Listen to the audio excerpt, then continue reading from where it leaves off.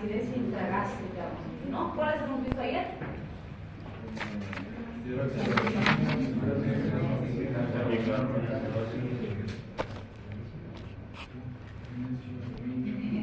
Y bicarbonato de sodio, ¿no? Bien, entonces el otro grupo que vamos a ver que es muy usado en la parte gastrointestinal es el de los antagonistas H2, que ya los conocemos porque los hemos visto en antihistamínicos, ¿cierto? Entonces, ¿qué hacen los antagonistas H2? Si vemos ese proceso que hemos analizado el día de ayer, actuarían solamente a este nivel, actuando, bloqueando el receptor H2, ¿sí? Y si se acuerdan ayer que dijimos que la acetilcolina, la histamina y la gastrina cumplen el papel de activar a la célula parietal para que se active la bomba de protones. Entonces, ¿cuál sería el impacto de bloquear el receptor H2 en la célula parietal?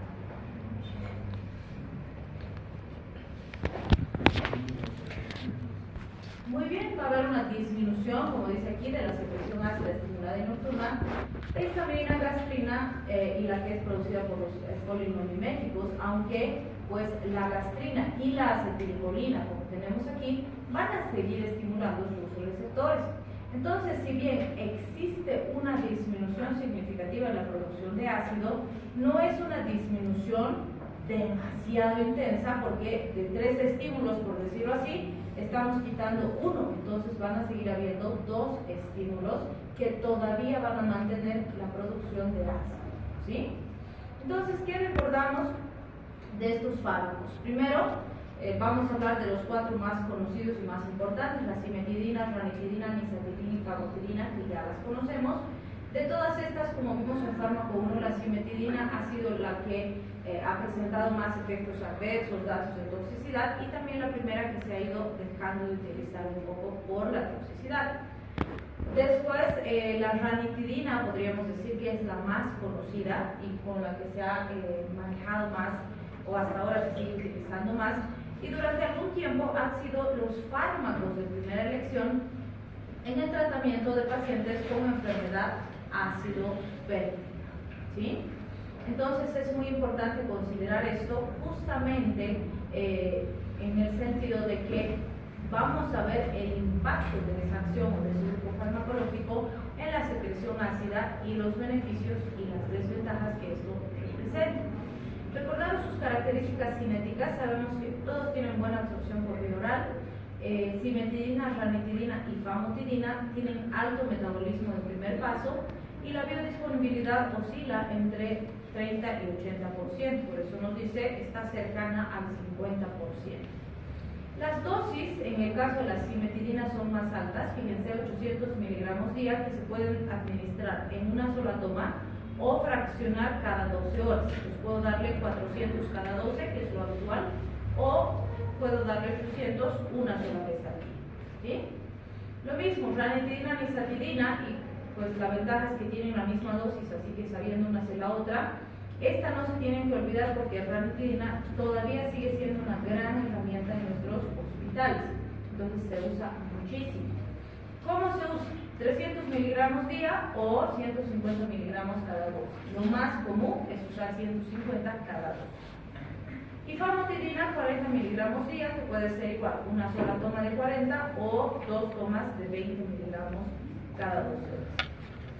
Se metabolizan por vía hepática y tienen filtración glomerular y secreción tubular para su eliminación.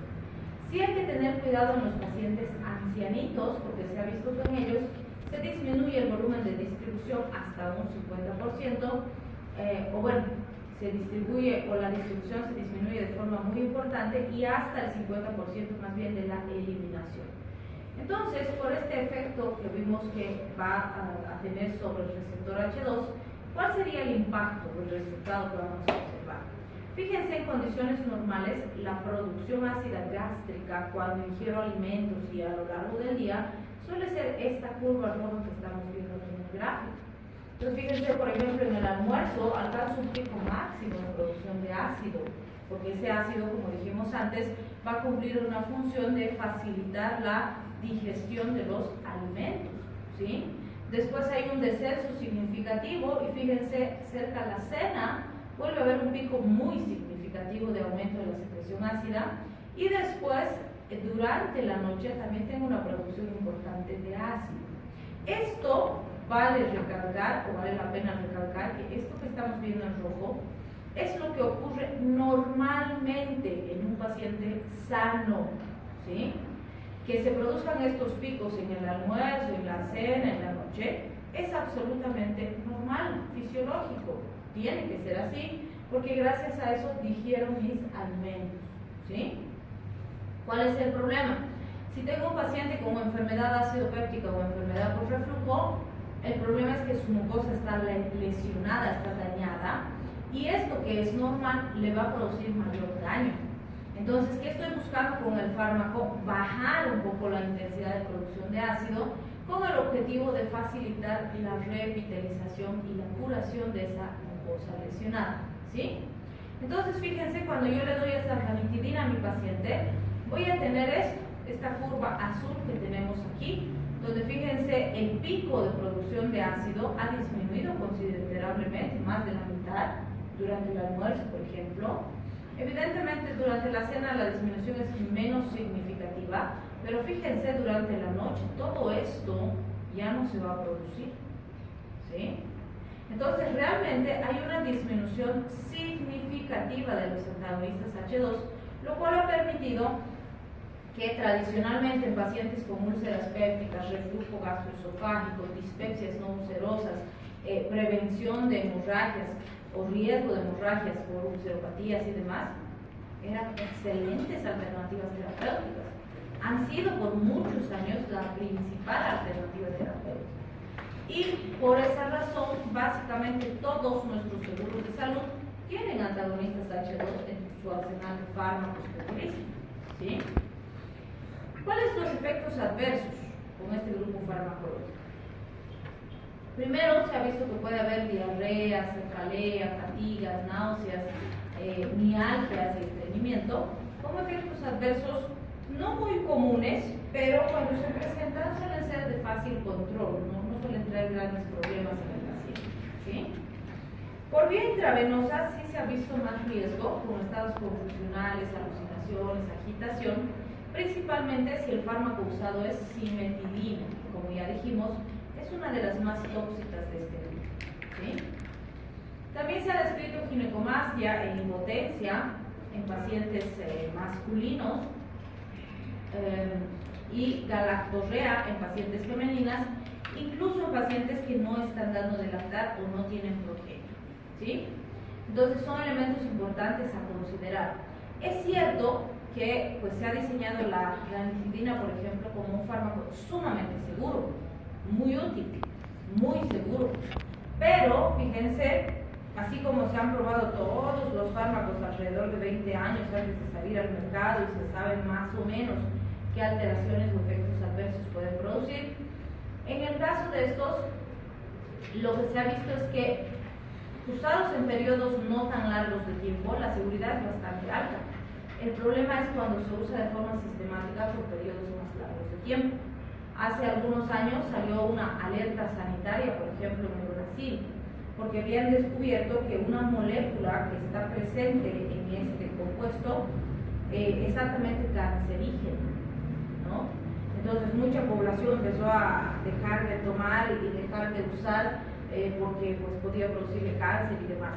Sin embargo, los diseñadores, diríamos, del fármaco sacaron un archivo para explicar la situación y lo que decían era que usado de forma adecuada, con los intervalos de tiempo correctos, la probabilidad de ese riesgo es mínima, ¿sí? El problema es cuando el paciente usa de forma crónica el fármaco y no se hace el tratamiento funcional de la causa de base. Como decíamos, ¿no? Si el paciente tiene Helicobacter y solo le doy ranitidina, no estoy erradicando el Helicobacter y el paciente va a necesitar seguir tomando el fármaco. Cuando se controla la causa específica ya no va a necesitar tomar, ¿sí? Entonces es muy importante considerar esos elementos. Sin embargo, cuando aparecieron los inhibidores de bomba de protones como el omeprazol, esto cambió de forma muy significativa, ¿sí? Entonces, ¿qué ha pasado? El omeprazol y todos los de su grupo han han reemplazado ampliamente a los antagonistas H2. La pregunta es, ¿qué haría un inhibidor de bomba?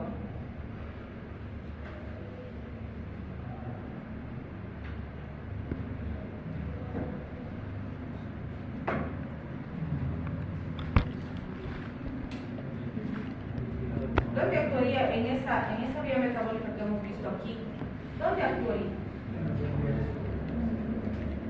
¿Dónde? Ahí. Aquí en la bomba, ¿no es cierto? Entonces, fíjense, cuando uso un antagonista, un inhibidor de bomba, no me interesa que aquí la acetilcolina, la histamina, la gastrina sigan estimulando al receptor, porque aunque sigan estimulando, no se va a activar la bomba está bloqueada, ¿sí? Entonces ahí no se va a producir ácido por nada, porque está bloqueada la bomba, ¿sí? Y si nosotros vemos esto, ¿se acuerdan? Acabamos de decir, este rojo es lo normal, este azul es lo que hace el antagonista H2. Lo que hace el inhibidor de bomba de protones, ¿cuál es? Esta línea verde, fíjense. Plano, plano, plano, plano, plano, plano, plano, plano, plano, plano. Sube un poquito aquí y otra vez plano. ¿Qué les parece ese efecto?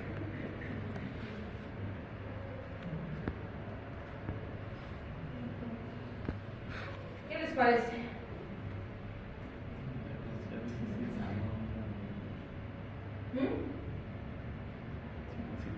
¿Qué les parece? ¿Bueno? ¿Malo?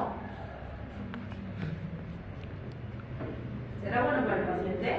¿O por qué los inhibidores de bomba han reemplazado a los antagonistas H2? Mayor efectividad. ¿Cómo? Mayor efectividad contra la acidez. ¿Afinidad? Efectividad, tal vez. ¿Efectividad? Para los pacientes, sí, se usan sesión de ellos. Ya, evidentemente son mucho más eficaces, su potencia de acción es mucho mayor, ¿sí? ¿Por qué? Porque si yo me fijo en este gráfico, el antagonista H2 hace esto, disminuye, pero no inhibe completamente la acidez, pero fíjense este, plano, aplana, no hay acidez aquí, aquí tampoco, aquí apenas un poquitito. Ahora les pregunto, ¿cuál será mejor fármaco?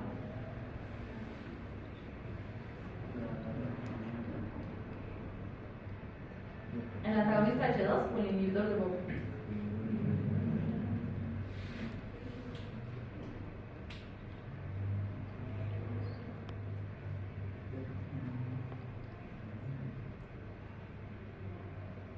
¿Cuál será? ¿Qué ha pasado? ¿Hoy día se han venido con sueño? Doutor, es que depende del paciente, ¿no? Assim, porque uno no vai produzir ácido e outro vai ter seus picos de produção de ácido. Né? Foi um caso que tem que não produzir ácido de nenhuma forma, você é inibidor de tirar, então vai produzir menos. ¿Y si no?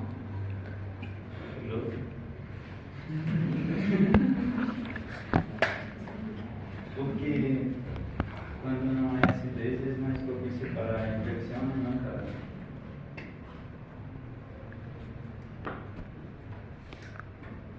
Yo siempre les digo lo siguiente, vamos a comparar los mecanismos de acción y después ustedes van a sacar sus conclusiones.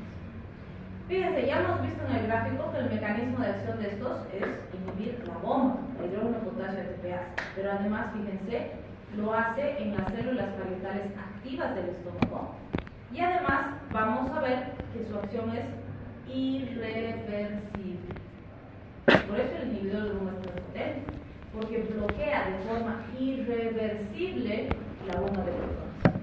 ¿Qué quiere decir? Que esa célula nunca más va a poder producir protones. Nunca más. ¿Sí? Entonces la pregunta es, si esa reducción a largo plazo de la secreción ácida estimulada en nocturna y demás me produce un beneficio para el paciente, ¿sí? Y me aplana la curva así de esta forma que hemos visto tan drástica, ¿cuál será mejor fármaco?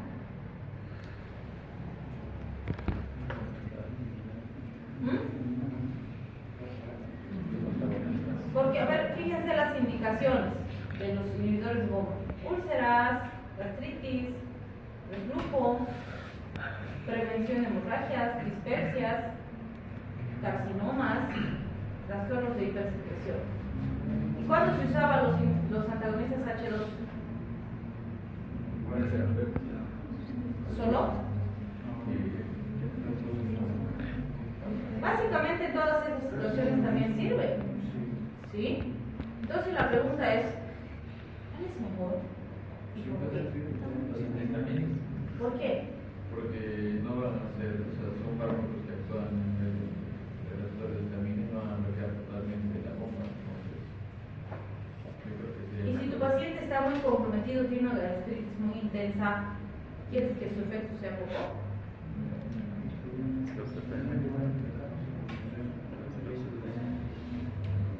Por ejemplo, el paciente dice que, por ejemplo, quiera darle un omeprazol, que es un inhibidor de la leche, pero si, por ejemplo, no sea necesario, Pero ¿y de qué determinará o de qué dependerá eso? ¿En base a qué vas a decidir si le das uno o le das el otro?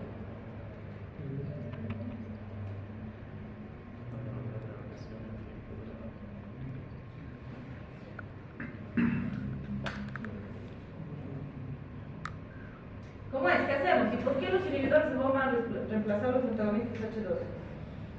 Volvemos a nuestro gráfico entonces. ¿Qué ha pasado ahí?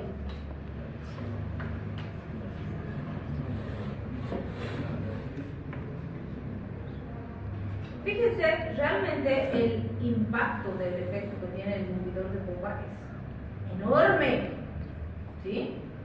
Si tengo un paciente que está clínicamente muy inestable, está mal, está muy comprometido, está con mucho dolor, está con mucha inflamación de la mucosa gástrica, etc., yo voy a dar el inhibidor de bomba. Porque es mucho más potente y en menos tiempo me va a producir máxima respuesta. ¿Sí? Pero ¿para qué guardo entonces los antagonistas H2? ¿Será que hay situaciones donde su efecto es más deseable? ¿O en todos los casos es mejor el inhibidor de bomba?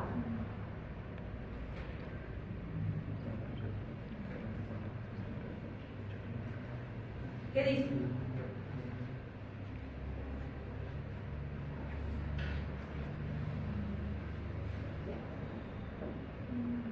Yo utilizaría los antagonistas H2 en caso de ya cuando el paciente viene por primera vez indicando los síntomas y yo quisiera que el paciente siga manteniendo por lo menos la acidez y no haya una lesión excesiva de la mucosa, ¿sabes?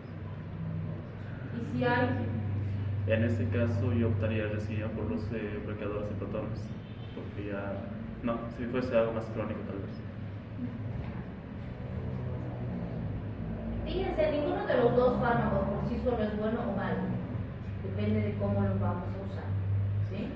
Entonces siempre les digo, cuando mi paciente está muy sintomático, está con dolor, le está molestando comer sus alimentos, etc., y necesita un efecto rápido, potente, intenso, voy a usar el inhibidor de bomba.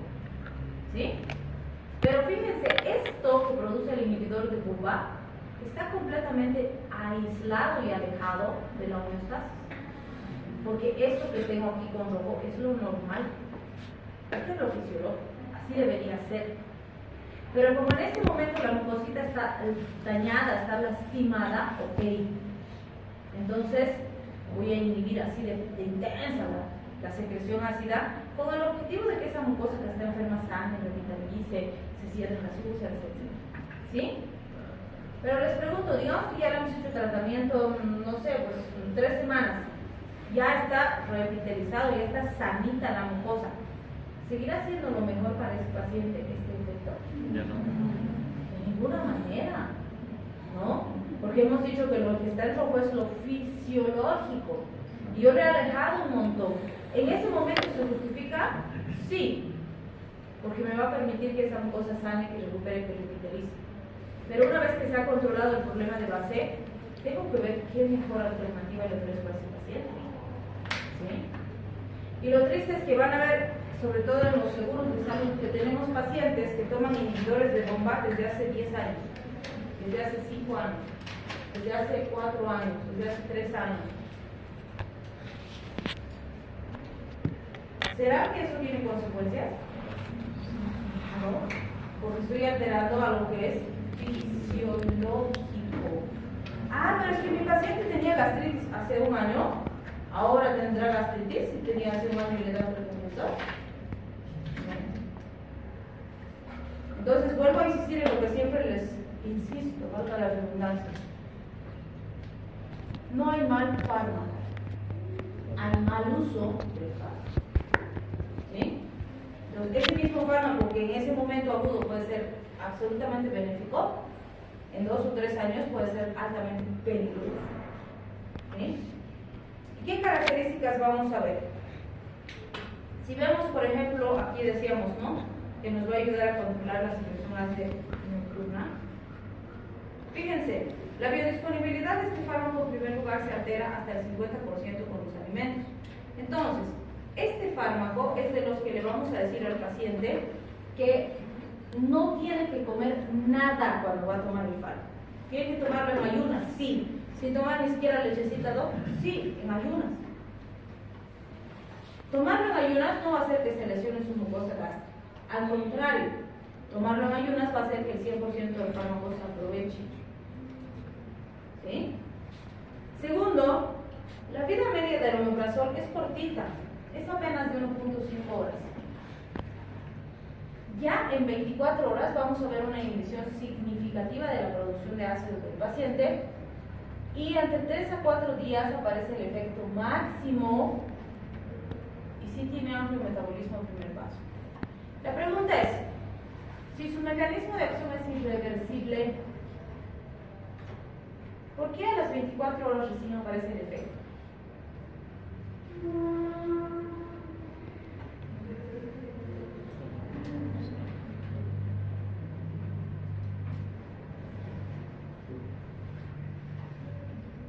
¿Por qué será?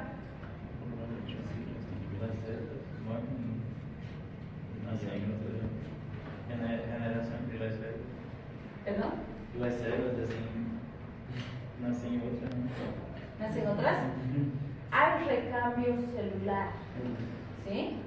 Entonces, aunque el mecanismo de acción sea una inhibición irreversible de la célula parietal, cada día se recambian nuevas células.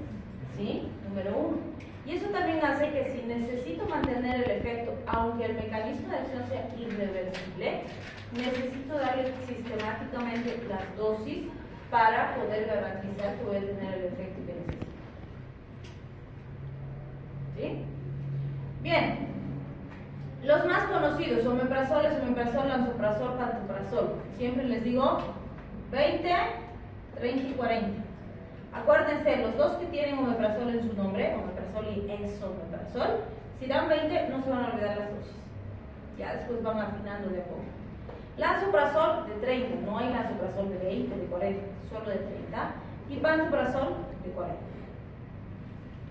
Y con eso ya tengo mi pequeño stock de inhibidores de bomba para poder hacer mis prescripciones. La pregunta, ¿cuál será? ¿Qué efectos adversos podría producirme a largo plazo el uso de estos fármacos? ¿Será que tiene? Como decíamos, en el paciente que consume de forma crónica, ahí podemos tener mayor riesgo. En cambio, en el que consume ocasionalmente o por periodos cortos de tiempo es muy poco probable. Se ha descrito diarrea, cefalea, dolor abdominal, que no suelen ser de demasiada intensidad, pero esto sí es importante porque esto está ligado a ese cambio del pH gástrico que vamos a producir. Se ha visto, por ejemplo, que esa disminución de la acidez gástrica puede aumentar o disminuir la absorción de otros fármacos que necesitan esa acidez gástrica para poderse asimilar. ¿Sí? Además, se ha visto que ese cambio tan significativo en lo que sería la acidez, o si quieren los procesos digestivos que se producen a este nivel, pueden comprometer la absorción de complejo B, bueno, en este caso vitamina B12 específicamente, pero también de hierro, calcio y zinc. ¿Cuál es la diferencia? El hierro, calcio y el zinc se ha visto que sí hay disminución de la absorción, pero no hay evidencia que nos diga la deficiencia de absorción realmente nos va a llevar a deficiencia sistémica. No hay la evidencia, pero es esperable, ¿no? Si ya está afectando su absorción. ¿Sí? En cambio, de la vitamina B12 sí hay evidencia de que va a producir una afectación significativa de su absorción, a tal punto que puede producir deficiencia de cobalamina. ¿Y qué patología me podría producir la deficiencia de cobalamina?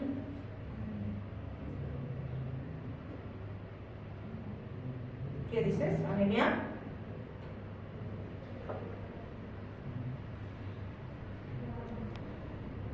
¿Qué podría pasar?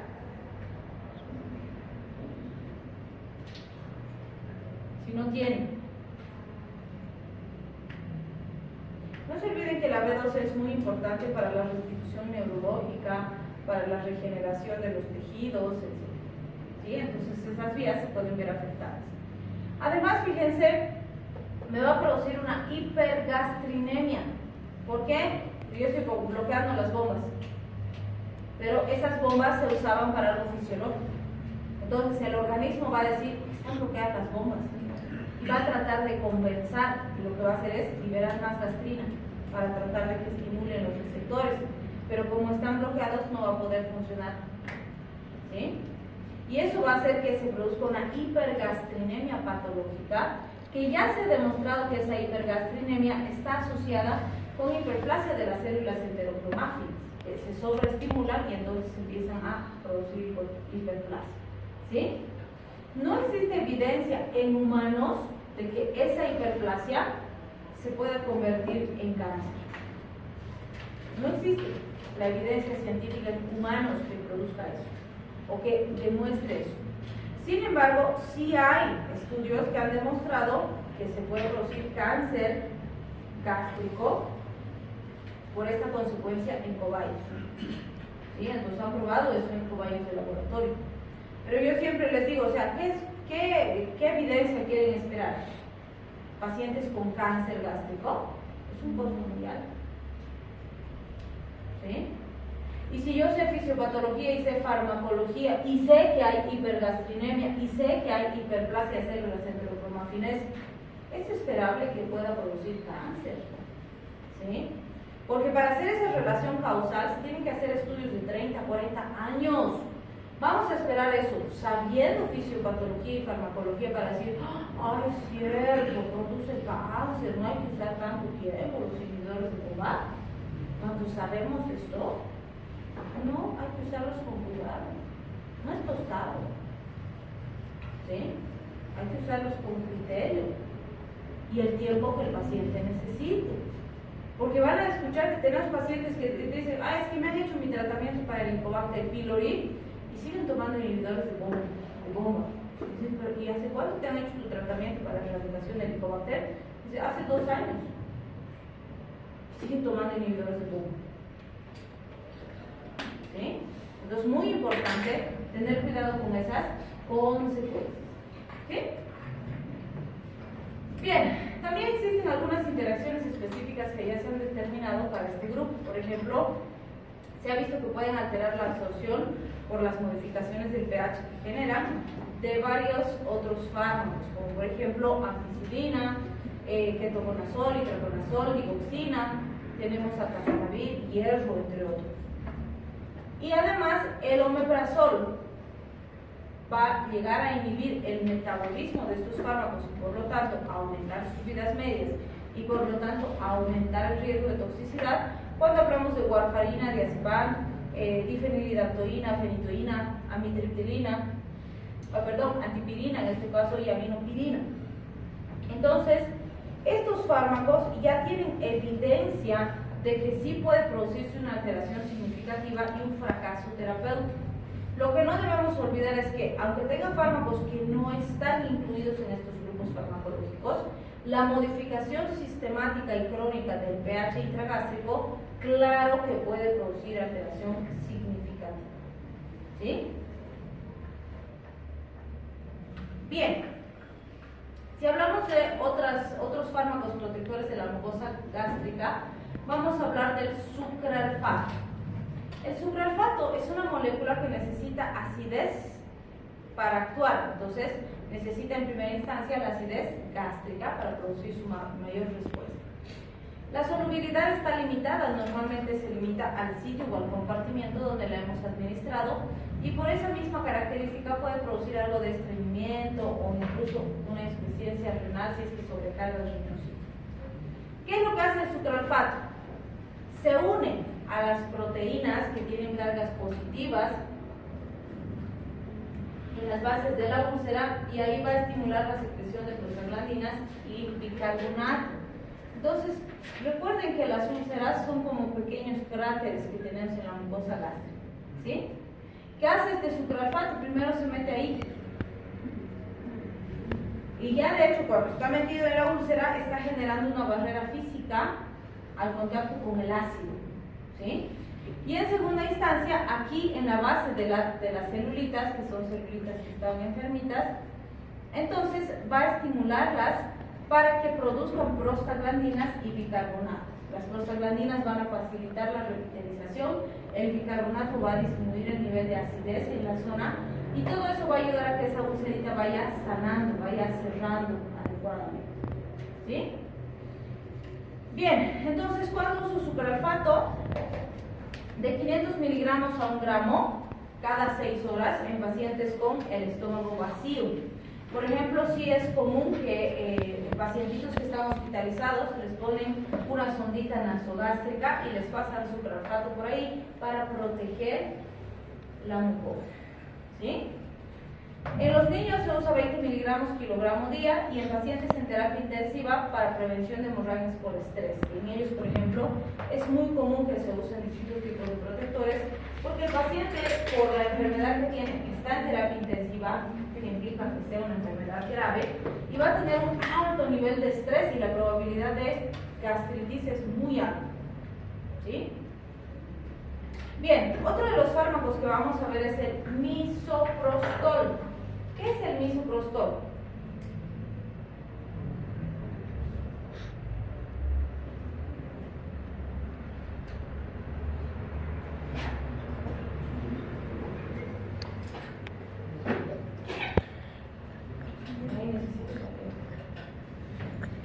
¿Qué es el misoprostol? Tal vez lo he escuchado con sus nombres comerciales, Misos, Cytotec, ¿sí? Entonces, el misoprostol es un conglomerado de prostaglandinas. ¿Se acuerdan del fármaco 1? Hemos hablado del misoprostol, nicosanoides, ¿sí? Entonces, ha sido diseñado con este objetivo, proteger la mucosa gástrica. Para eso se ha diseñado el misoprostol. Sin embargo, conglomerado de prostaglandinas, ¿qué hace con el útero? Que se contraiga y que se evacúe el contenido intrauterino. Por eso es que se usa mucho con ese fin delictivo, que es la inducción de abortos, ¿sí? Pero el fin para el que se ha diseñado el misoprostol es este. Pero como se usa clandestinamente para inducir abortos, es un fármaco de prescripción controlada, ¿sí? ¿Qué hace el misoprostol? Actúa muy similar a lo que hace el ¿qué hemos visto? El sucralfato. Entonces se va a unir a la base de la úlcera de la misma forma, va a hacer que se produzcan prostaglandinas, o bueno, tiene prostaglandinas que van a hacer que se revitalice el tejido gástrico, pero además se ha visto que el misoprostol tiene un efecto similar al de los antagonistas H2, es decir, que bloquea los receptores H2, disminuyendo la secreción ácida gástrica de forma similar a la ranitidina, ¿sí? Entonces, esos son los dos grandes beneficios que tenemos con el misoprostol. Algo importante, cuando usamos en úlceras gastroduodenales, en gastroduodenitis por AINES, la recomendación es una tabletita de 200 microgramos 4 veces al día, ¿sí? Es decir, cada 6 horas, esa es la recomendación. Normalmente no se usa como fármaco de primera elección por ese fin delictivo que hemos mencionado, pero cuando con los tratamientos convencionales, las alternativas habituales, no estoy teniendo buen resultado en el paciente, puedo utilizar misoprostol como coadyuvante de los otros fármacos que estoy usando, ¿sí? Está absolutamente contraindicado, por supuesto, en pacientes gestantes porque puede inducirles abortos, ¿sí? O amenazas de parto en su caso. La pregunta, antes de pasar a esta partecita, es Clínicamente, ¿habrá alguna forma de que más o menos sospechemos en que el paciente no tiene solo gastritis, sino que ya ha pasado a úlceras gástricas? ¿Clínicamente hay alguna forma de saber esto?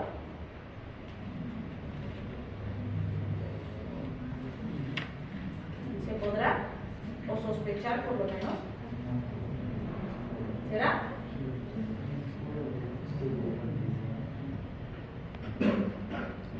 ¿Qué le preguntarían a su paciente que ha venido y tiene signos característicos de ulceropatía o de enfermedad celíaca?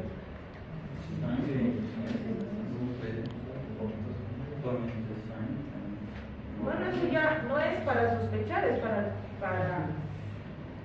corroborar, diríamos. Está más o menos hablando de eso también, sangre digerida, ¿no? Lo que tal vez, ¿cuánto tiempo le duele después de ingerir? ¿Cómo? ¿Qué le preguntaría? ¿Cuándo más o menos le duele, digamos? ¿O cuándo tiene? ¿Cómo y me duele? Me dice. ¿Cuántas horas después? Empiezo a comer y ya me empieza a doler. ¿Solo cuando comes? Sí. El tiempo de la patología Desde hace un Sí, mes le hay. duele así, come y le duele terrible. Por eso está tratando de no comer. ¿Qué sospechan ahí? ¿Gastritis o úlceras gástricas? ¿Por qué? Porque al momento de comer, como que te da el dolor. ¿Y eso pasa en las ulceropatías? Y si el paciente les dice, doc, como y deja de dolerme. Ah, ¿no? ¿Pero qué? Si come y deja de dolerle, ¿qué piensas? ¿Gastritis o úlceras? ¿Por qué?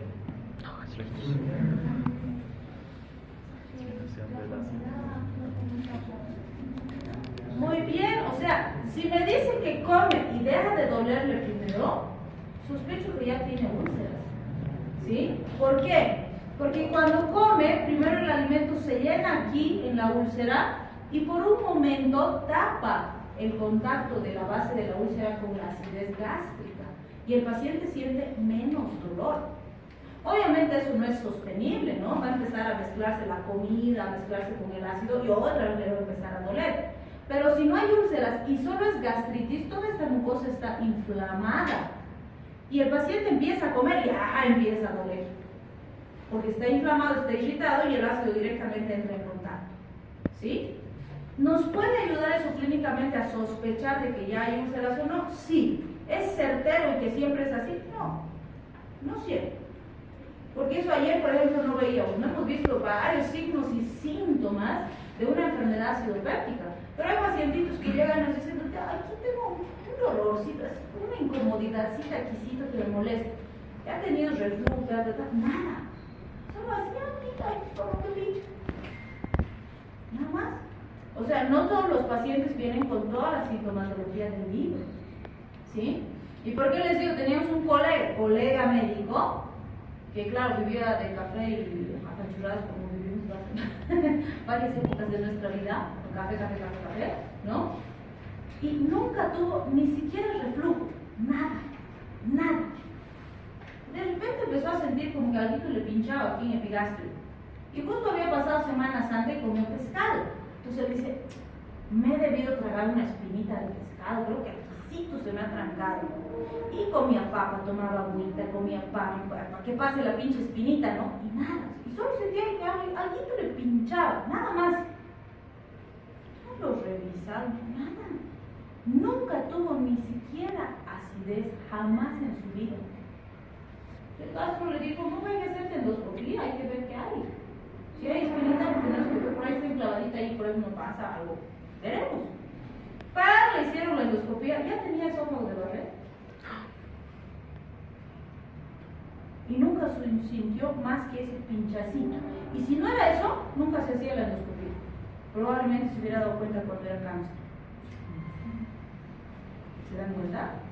Entonces, si bien a veces es típico y esto nos orienta, no siempre vamos a tener todas las signos sintomatologías siempre hay que sustituir. ¿Sí? Bien. Tenemos también al subcitrato de bismuto, que por ejemplo, estos últimos años se ha constituido en una buena herramienta en el cuádruple esquema de erradicación del Helicobacter pylori, ¿sí? Que es un cuadro bastante común, bastante frecuente que tenemos. Entonces, fíjense, cuando hablamos del subcitrato de bismuto, también va a generar una barrera protectora en la úlcera y va a estimular en la base de la úlcera la producción de prostaglandinas y bicarbonato. Por ejemplo, en pacientes que han hecho triple esquema con amoxicilina, claritromicina o omeprazol para erradicar el Helicobacter y no se ha logrado erradicar, introducimos el subcitrato, que mejora la eficacia en conjunto con estos otros fármacos para alcanzar la erradicación del Helicobacter. ¿Sí? Entonces se está usando bastante. También nos puede servir, por ejemplo, en otro tipo de patologías como los pacientes que están en terapia intensiva, ulceropatías crónicas que no están mejorando con las terapias convencionales, en situaciones donde necesitamos aumentar la producción de prostaglandinas, alcalinizar el pH para que exista menos lesión y favorezcamos la curación de esas lesiones. ¿Sí? Está contraindicado durante el embarazo y en pacientes con insuficiencias renales severas. Bien, hasta aquí. ¿Tienen alguna duda? ¿Está clarísimo? Ya son expertos en respiratorio, en asma y en enfermedad subaracnoidea. ¿Sí o no? Les voy a preguntar la característica igual que ayer.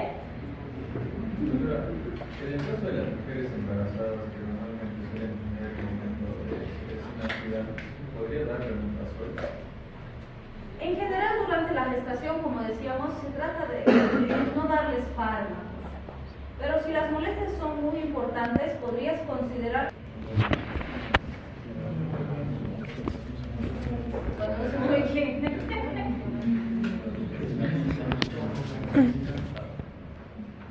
quién? Del estómago. Dicen gastroparesia.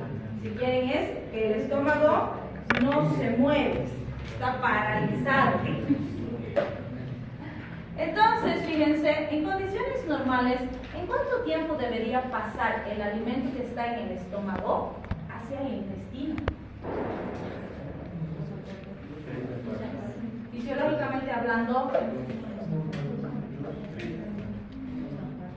de 1 a 2 horas, ¿sí? Es el tiempo en el que deberíamos digerir, ¿sí? Entonces, si el paciente me dice, pucha, he cenado anoche y esta mañana estoy con pesadez, así como si siguiera mi alimento en mi estómago, pues no está digiriendo bien, ¿no? Porque de anoche hasta hoy hay más de 5 horas, ¿no? Entonces es muy importante considerar eso. Y como decíamos, hay situaciones como, por ejemplo, los pacientes diabéticos, en los que se va produciendo destrucción de las terminales nerviosas y el estómago empieza a ser perezoso, empieza a ser flojo, empieza a ser lenta la digestión por la enfermedad de base. ¿Puedo evitar esta? No, pero puedo ayudar a mejorar el tránsito intestinal con fármacos, ¿sí? Y a esos fármacos se les conoce como fármacos procinéticos o procinéticos. ¿Qué sería entonces un procinético?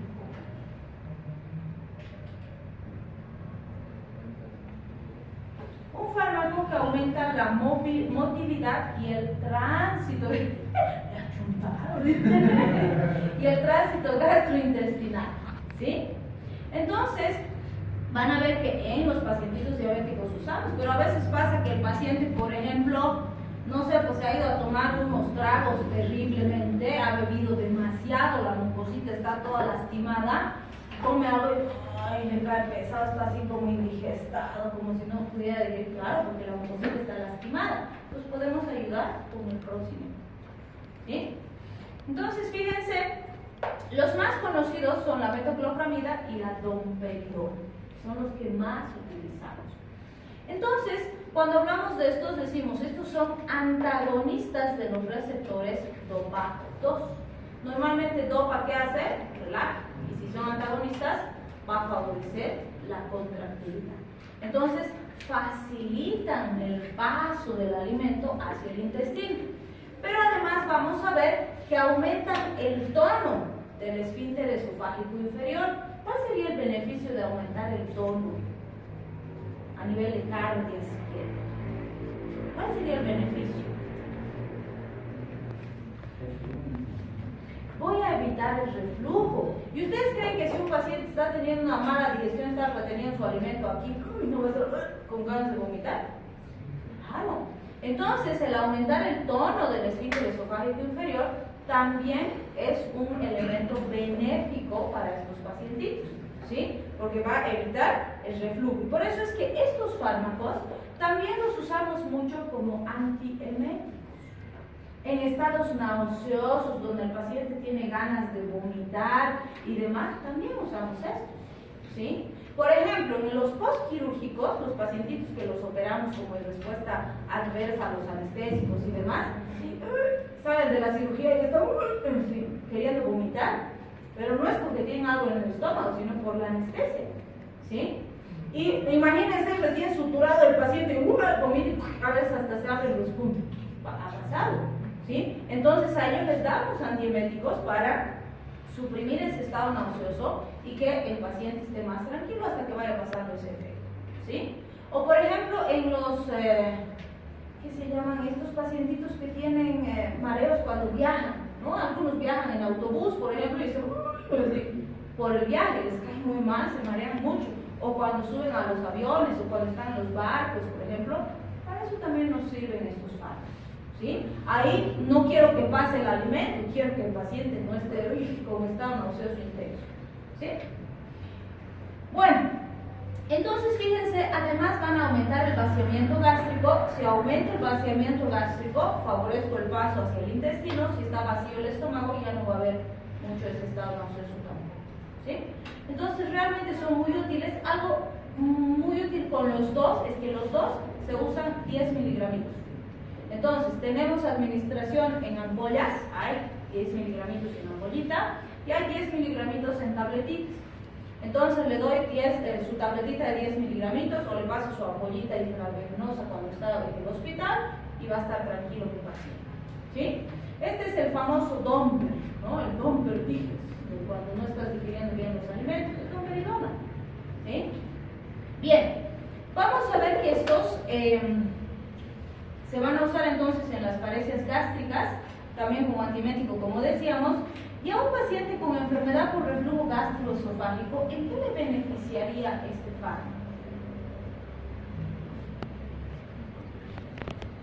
¿Cuál sería el beneficio de un prokinético para un paciente con enfermedad por reflujo? ¿Qué pasa? Hoy día se han venido modo plan.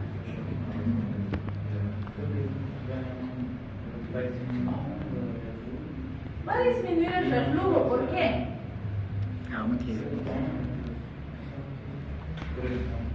Por el tono del esfínter. Ah, muy bien. Si cierro el esfínter, menos probabilidad de que exista reflujo. ¿Qué más? Y ahí no va a tener papel, ¿no? Sí, pero ¿qué más?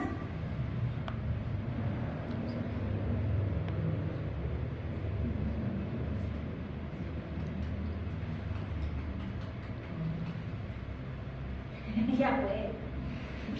Si disminuyo la cantidad de alimento en el estómago porque ha pasado al intestino, ¿qué pasa con la presión intragástrica? Disminuye. Y si hay menos presión intragástrica, ¿va a haber más reflujo? Entonces los dos factores me producen un efecto benéfico en la enfermedad por reflujo, ¿sí? Entonces muy importante eso, por eso también sí. Ahora, ¿me puede producir síntomas parkinsonianos? Sí, porque estoy bloqueando los dopa. Y el Parkinson se produce por deficiencia dopaminérgica. Entonces, ¿el exceso podría producirme un pseudo parkinsonismo? Podría, pero para eso tendría que tomar realmente mucha cantidad, muchos días y demás, ¿sí? Sí se ha visto que hay menos ingreso de la domperidona que la metoclopramida a nivel central. Entonces, por ejemplo, si tengo que usar en niños pequeños, es más segura la domperidona que la metoclopramida. Se dice, si es para niños, mejor domper que metoclopramida. En cambio, en los adultos es bastante segura la metoclopramida. Y otra aplicación interesante que tienen estos, que no tienen nada que ver con la parte gastrointestinal, son las cinetosis, ¿sí? Porque resulta que estos fármacos estabilizan el centro de equilibrio a nivel central.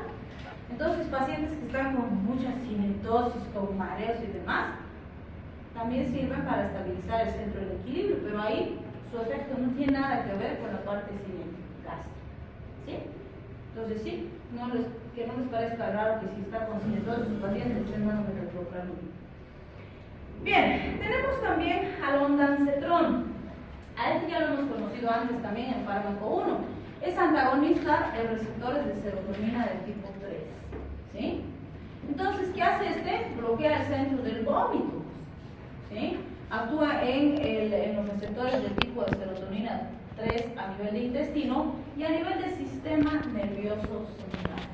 Entonces, ¿cuándo se usa? Cuando tenemos pacientitos que están con muchas náuseas, muchos vómitos, provocados sobre todo en los postquirúrgicos, esa cinetosis postquirúrgica que decíamos, y también en pacientitos que están recibiendo quimioterapia. Recuerden que cuando recibe sus dosis de quimio el pacientito queda bastante mal, no tolera comidita, no tolera agüita, está bastante complejo, comprometido. Entonces nos puede ayudar a que la pase mejor hasta que un poquito se estabilice y ya puede tolerar mejor las comiditas y demás. Entonces se usa bastante, es bastante eficaz y estos últimos años se ha empezado a utilizar más. Entonces, ¿en qué usamos? Ya hemos dicho quimioterapia al cáncer, postquirúrgicos. 4 miligramos día en 4 administraciones diarias, en 2 administraciones diarias, es la dosis usual. Entonces, 4 miligramos cada 12 horas suele ser la dosis más usada. O puede usar solo PRN. Si necesita, toma. Si no necesita, no toma. Como efecto adverso principal está la lentificación del tránsito colónico, es decir, puede producirle estreñimiento al paciente. Pero en general es bastante bien tolerado. Sí es importante recordarle al pacientito que tiene que hidratarse bien cuando está usando este tipo de fármacos. ¿Sí? Bien. Y finalmente, bueno, no sé si finalmente, creo que sí.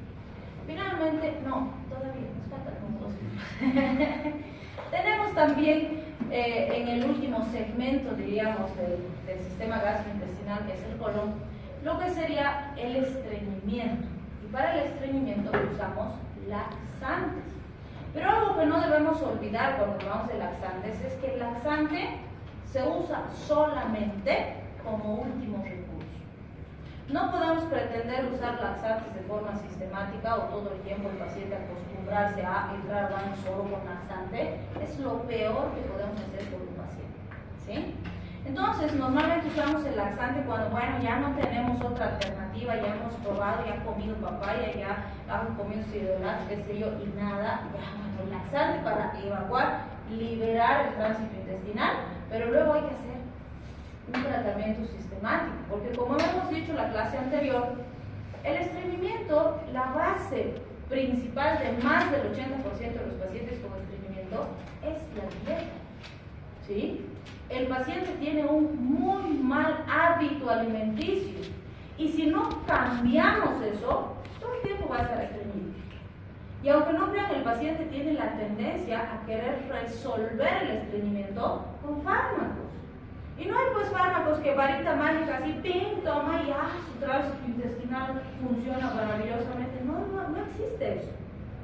¿Sí? El laxante es boom, bomba, vacía, pero luego el problema de estreñimiento sigue ahí, si va a seguir comiendo lo mismo, sin hidratarse, sin vegetales, sin fibra, se va a volver a estreñir.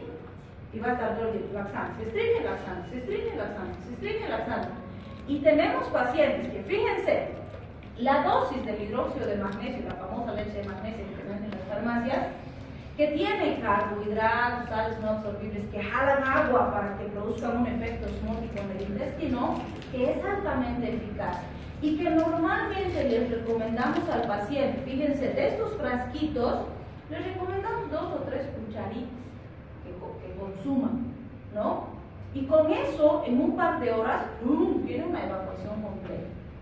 Pero tenemos pacientes que se toman todito el frasco y no entran al baño. ¿No? O desde que son sobres de 4 gramos y es un sobre que tienen que usar, se toman 8 sobres y no entran al baño.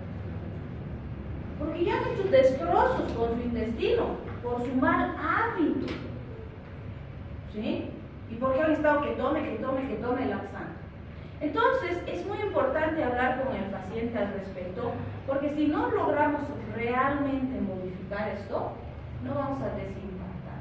Yo conocí pacientes que incluso el gastroenterólogo no ha podido hacer una colonoscopía por la cantidad de heces impactadas que había, y el paciente 2 semanas después estaba exactamente igual, a pesar de que le ha dicho dieta estricta, eso tiene que comer, eso no, porque no le daba la gana al paciente de hacer lo que el médico le recomendaba.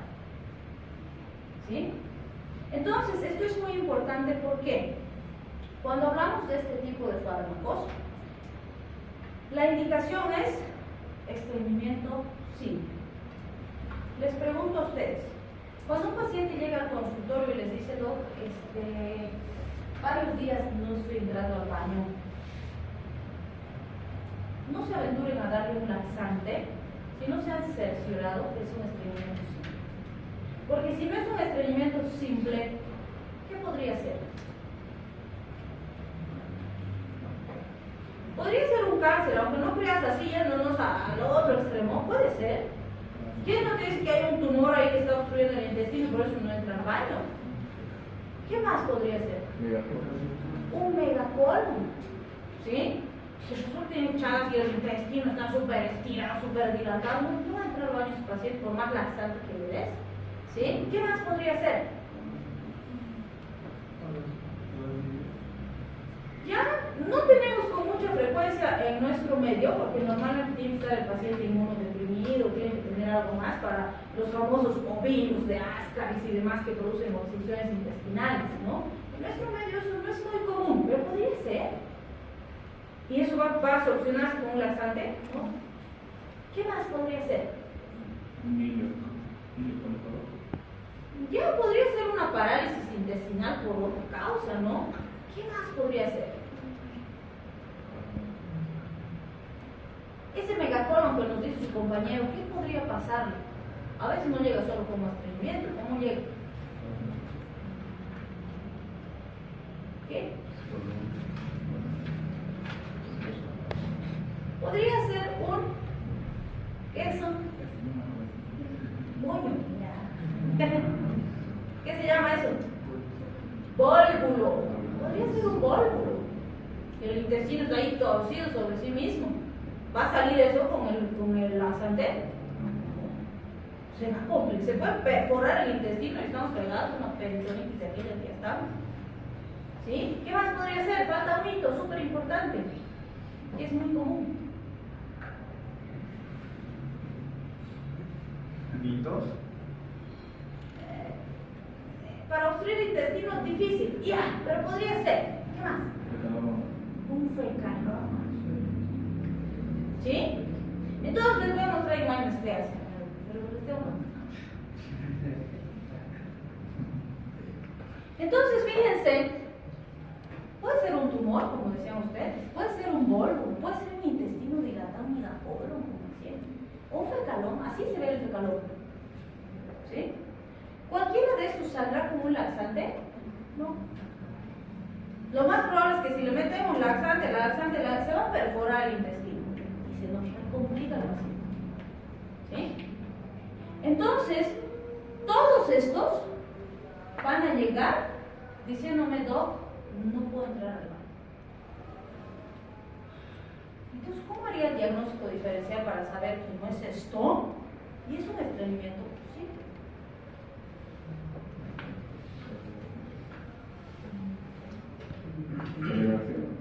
Radiografía simple de abdomen.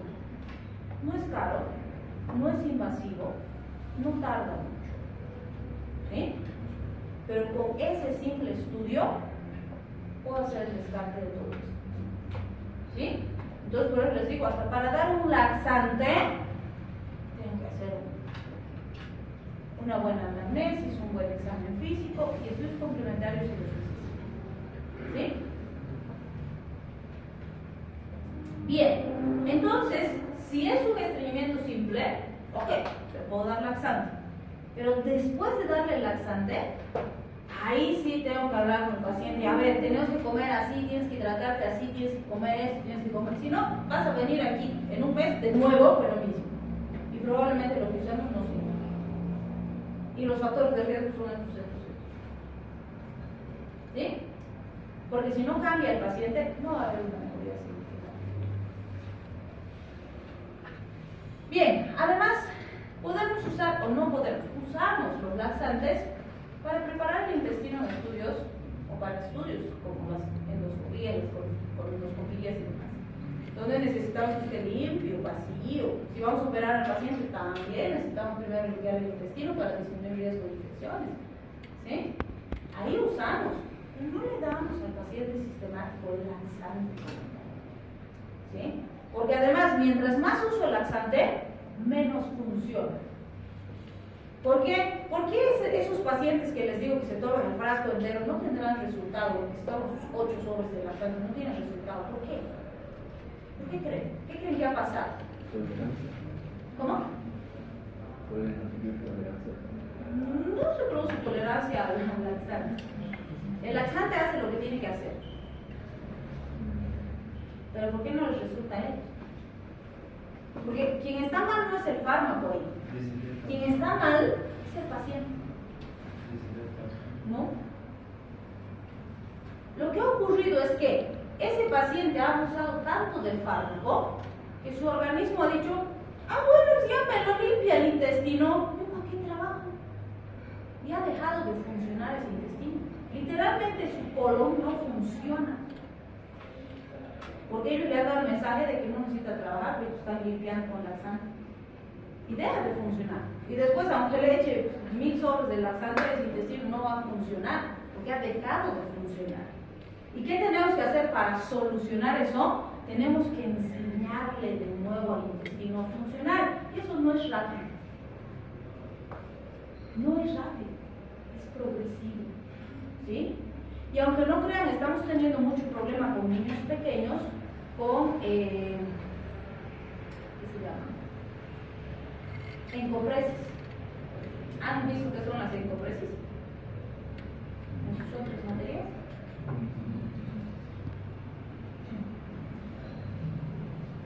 Son niños que son estreñidos crónicos, ¿sí?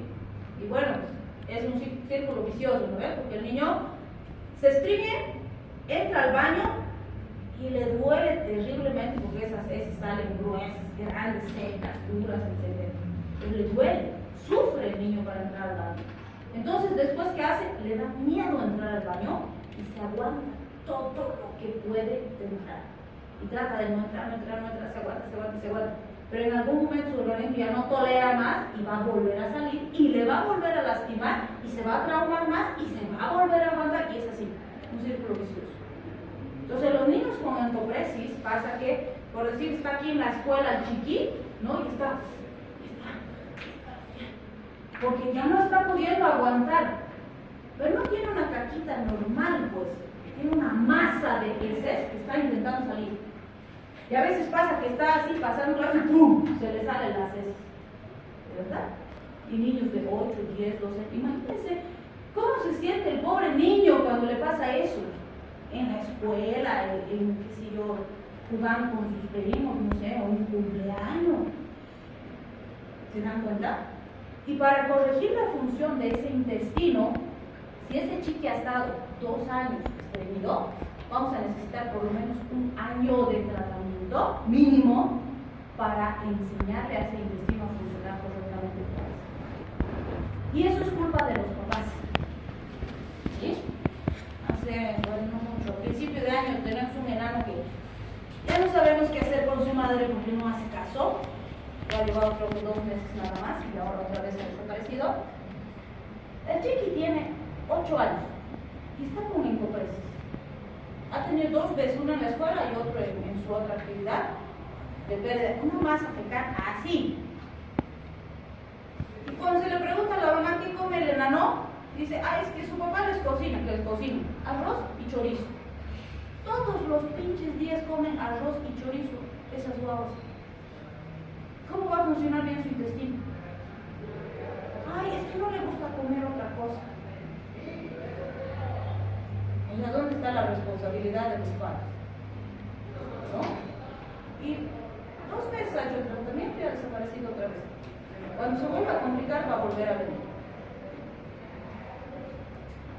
¿Sí? Entonces es muy importante cuando estamos con pacientes con estreñimiento, más aún si son pacientes pediátricos, hay que insistir con los papás, ¿sí? Porque si no, no los van a ayudar. Y esos pequeños van a tener problemas de adolescentes, van a tener problemas de adultos y probablemente después tengan poliposis, tienen más riesgo de cáncer de colon, tienen más riesgo de un montón de cosas. Y lo fundamental aquí es la alimentación. La alimentación. No tienen problema morfológico, podríamos decir, o genético que los predisponga. No son niños que tienen chagas y que su intestino está súper. No, es la alimentación. Diferente, pues, mi pacientito chagásico, que su intestinito está todo estirado, ahí veré si lo tengo que operar, a recortar el intestino para que funcione mejor, le voy haciendo seguimiento, es diferente. Pero ahí puedo solucionar el problema con buena alimentación, buena hidratación, buen aporte de fibra.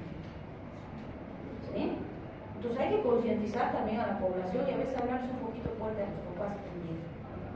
Pero es complejo con las jóvenes. Bien, entonces fíjense, el magnesio, del hidróxido de magnesio, también puede ser tóxico y lesionar el riñón. Entonces otro riesgo que tienen estos que se andan sobremedicando con laxantes es que se produzca una falla renal. Bien, es una alternativa justamente para aquellas situaciones en las que no estoy logrando o la dieta no está siendo suficiente y puedo ayudar a ir educando ese intestino poco a poco. A diferencia de los laxantes, los preparados con polietilenglicol incrementan la presión osmótica local del intestino, fijando moleculitas, pero lo hacen de forma progresiva. Es decir, no le van a producir diarrea al paciente. No es que va a tomar como el laxante y va a tener su acción. No. Estos lo que hacen es hidratar las heces, hacer que estén más humectadas, que estén más blandas y le enseñan al intestino a trabajar nuevamente con urea. En general estos, por ejemplo aquí tenemos uno que nos prepara Inti, que es muy bueno, que se llama Laxuave. Son sobrecitos, ¿no? El pacientito se prepara en su vasito, su sobrecito, y cada día un hito nomás. Y no le va a producir diarrea. Lo que va a hacer es que con sus alimentos normales que él consume y demás, las heces empiecen a ser más suaves, mejor formadas y el intestino empieza a aprender de nuevo, a recordar cómo se trabaja. Y más o menos entre el segundo o tercer día ya el pacientito va a empezar a ir con mejor frecuencia al baño, va a empezar a entrar todos los días. Lo que se recomienda es que se haga tratamiento máximo de 2 semanas, ¿sí? Si se puede hacer solo una semana o solo 10 días, mejor, pero máximo 2 semanas. Si ya hemos completado las 2 semanas, suspendemos, descansamos 2. En ese intervalo el pacientito va a seguir aportando fibra, va a seguir consumiendo sus yogurcitos, su papayita, etc. Y podemos repetir el ciclo otras 2 semanas y hacer pausas. 2 semanas, pausas. Y así el intestino vuelve a aprender cómo tiene que trabajar. ¿Sí? También es importante considerar esto, por ejemplo, nos ayuda bastante. Van a escuchar, las mamás se afligen mucho, porque cuando las guaguitas cambian de leche, porque digamos que está tomando fórmula, ya hemos dicho alguna vez, ¿no? La fórmula, la latita así, cuesta como 360, 390 bolivianos y se acaba en 2 semanas, ¿no? En cambio, la leche entera, PIL, de un kilo creo que es, 120 bolivianos, y además en subsidio les regalan, ¿no? 4 latas les dan cada mes. Entonces, es más barato, por decirlo así. La fórmula es cara. Y cuando hacen la transición de la fórmula a la leche entera, ¡pum!, se estriñen las bolas. Porque la composición es diferente, ¿no? Entonces ahí hay que ayudar. Evidentemente, si la bobita está tomando pecho de la mamá, a la mamá hay que darle papaya, que se hidrate más, a la mamá, no al bebé. Y eso le ayuda al bebecito. Y que tome pecho.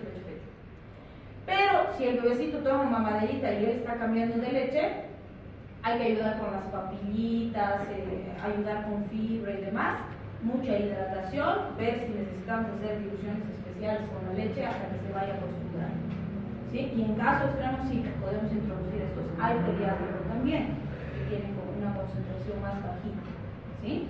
Y ahí pues es muy importante la frutita, que los yogurcitos, todos esos elementos son importantes.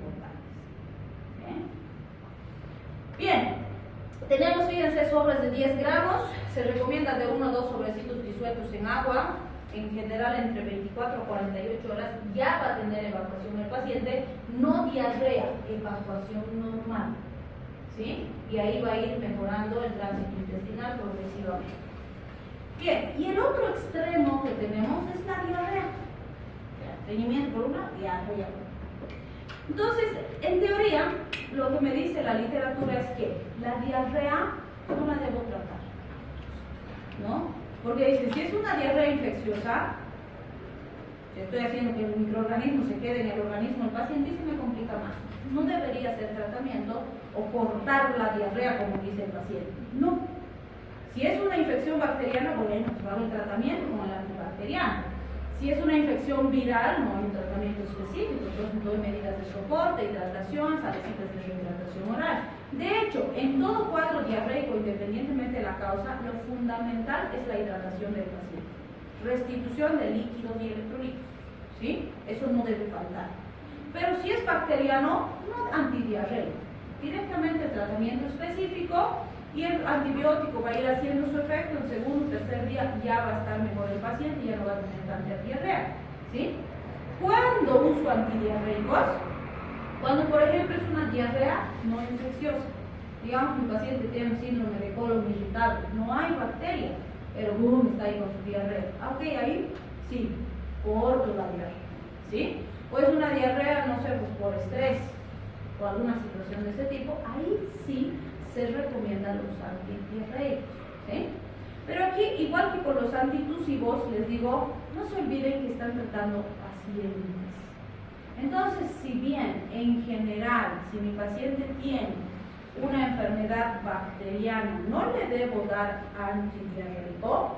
Si mi pacientito ya le he hecho el diagnóstico, ya le estoy dando antibiótico, pero se está deshidratando demasiado, está 5, 10, 15 veces al día en el baño, ya tiene úlceras en la cola de tanto que se limpia, no puede estar el paciente bien, sí, pues puedo ayudar con el antidiarreico los primeros días hasta que el antibiótico cumpla su función, ¿sí? Entonces veo riesgo-beneficio. Pero si es bacteriano y mi pacientito me dice que 2 o 3 veces está entrando al baño, no le está generando una deshidratación significativa, no es mucha cantidad, etc. No, pues ahí espero nomás a que el antibiótico haga su función, no necesito darle el antidiarreico, ¿sí? Entonces sí tengo que valorar a cada paciente la necesidad de darle o no darle el fármaco, ¿sí? Bien. Entonces, ¿qué hace la loperamida? Activa los receptores opioides en el sistema nervioso entérico. Esto va a hacer que se lentifique la motilidad intestinal, pero además mejora el tono del esfínter anal, de modo que existe una mejor continencia de las heces, para que el paciente no esté ahí con sus accidentes, que se le escapó y que no sé qué, ¿no?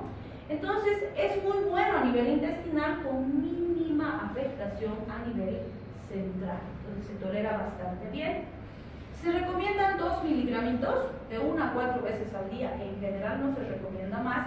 Y si es común que le diga al paciente, no, ya, se te ha arrugado el estomaguito, has entrado al baño, sales, obviamente se lava bien las manitas, qué sé yo, se toma 1. En general con la segunda ya no tiene diarrea, es así de eficaz el fármaco, ¿sí? Pero tengo que recomendarle bien al pacientito para que no se esté sobredosificando, ¿no? Una vez fue uno al consultorio y justo yo no estaba, entonces le llamé a un colega y le dije, por favor, vengan a su pacientito, no voy a poder llegar. Entonces tenía diarrea, tenía que viajar, entonces yo le dije, va a tomar loperamida, pero a ver, valorarlo, ver cómo está.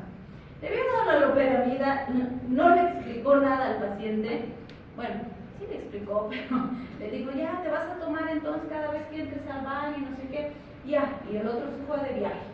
2 semanas después de ese día, que bueno, ya fue, ya lo vio el colega, qué sé yo, me llama el paciente y dice, ¿le puedo visitar? Y yo, sí, ¿qué ha pasado? ¿Sigues mal?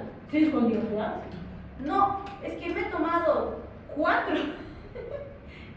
cada 6 horas y en 2 semanas que no entro al baño. ¿Por qué has tomado tanto? Es que tenía miedo de que me moleste en el viaje y se ha sobredosificado. Entonces hemos tenido que restringir